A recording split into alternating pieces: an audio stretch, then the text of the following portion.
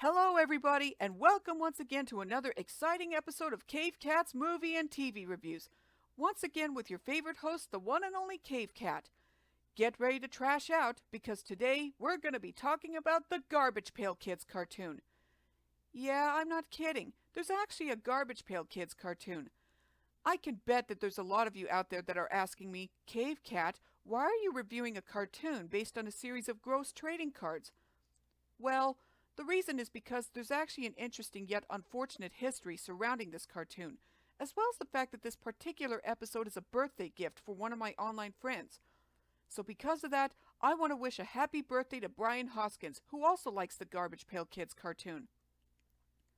But anyway, now that that's been said and done, it's time to discuss the history of the Garbage Pail Kids cards and how they came to be. To start off, the Garbage Pail Kids cards were first created all the way back in 1985 by a guy named Art Spiegelman for the Topps Chewing Gum Company.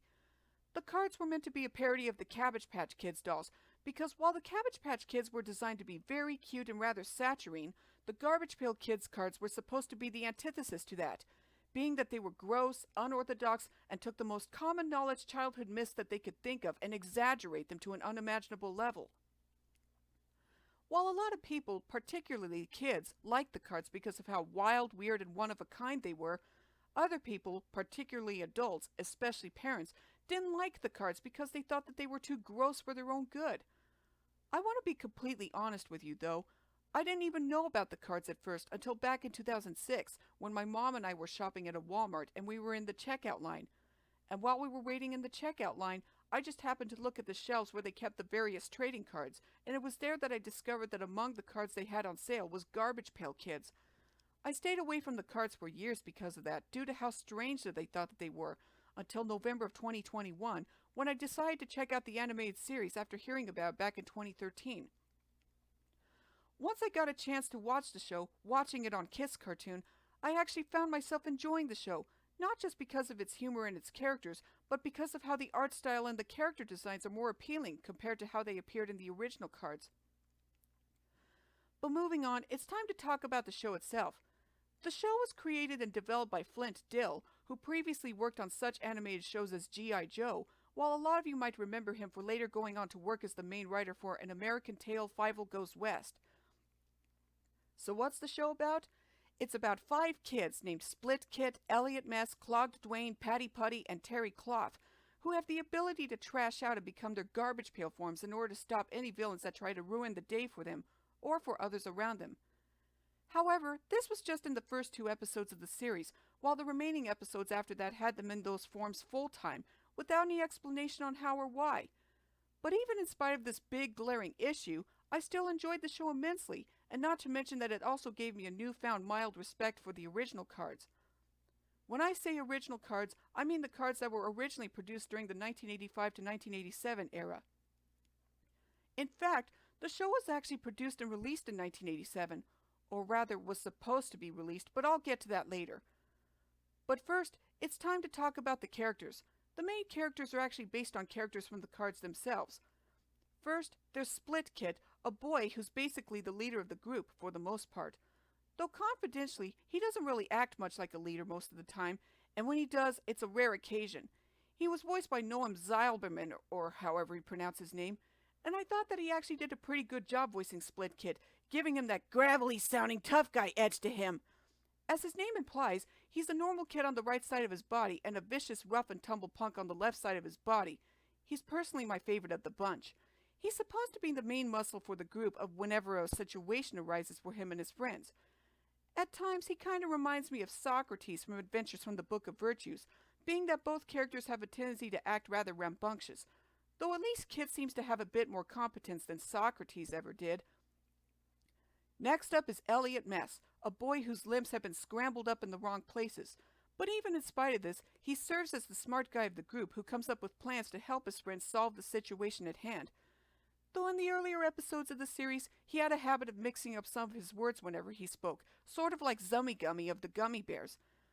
Next, we have Clogged Dwayne, an African-American boy who, as his name implies, has the ability to turn his body into liquid, which can come in handy for when he has to sneak inside without being detected or to really give his enemies a splash. Excuse me for the pun. He's supposed to be the laid-back and sensible one of the main group, though to be honest, Dwayne doesn't really have that much of a personality. Also, fun fact for you, he was actually voiced by Cray Summer, best known for her breakout role as Penny in the original Inspector Gadget series, while also going on to voice other characters, ranging from Elmira Duff from Tiny Toon Adventures, Susie from Rugrats, Cleo from the 2000 Clifford the Big Red Dog series, Princess Kida from Disney's Atlantis the Lost Empire, and many, many other voice roles. Up next is Patty Putty, a girl who has the ability to stretch her body and limbs at any length or into any shape that befits the situation at hand. I wonder if she was also one of the inspirations for Elastigirl from Disney and Pixar's The Incredibles and Incredibles 2. Anyway, Patty is basically the most cheerful and optimistic of the main kids and was voiced by Tara Strong, whom a lot of you recognize for voicing Bubbles in the original Powerpuff Girls series, Timmy Turner in The Fairly Odd Parents, Twilight Sparkle in My Little Pony Friendship is Magic, and several others, and is actually a pretty respected voice actress. Or rather would still be if it weren't for the fact that she's currently under hot water for making racist remarks towards Israel. But we're not here to talk about that. And last but not least, we have Terry Cloth, a girl whose face is located on her left hand, even though her original trading card showed that she accidentally wiped her face off and that it's now on her towel. The cartoon changes it so that her face is now on her left hand as opposed to being on a towel, though she still uses a washcloth from time to time when she has to draw on her face for whatever befits the current situation at hand. And for her personality, she's basically the more sarcastic of the main kids and often serves as the voice of reason depending on the situation. However, the show wasn't entirely focused on the 5 main Garbage Pail Kids. It also included additional segments, such as parodies of famous movies, doing such parodies as Indiana Jones, Conan the Barbarian, King Kong, Jaws, James Bond, Superman, etc. There were also parody commercials for non-existent products, Garbage Pail Groaners, which, as its name implied, were jokes that made people groan, the Garbage Pail Awards, which awarded people for their valiant efforts, and even mock wanted warnings that warned people against various common neighborhood pests, treating them like they're wanted criminals. To tell you the truth, I thought that all those other segments fell flat to me, and that I thought that the segments featuring the 5 main Garbage Pail Kids were a lot more fun and exciting.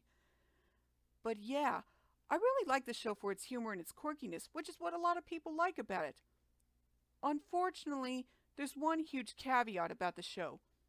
You see, the thing is, CBS actually produced the show themselves, even promoting it as a part of their Saturday morning lineup back in 1987.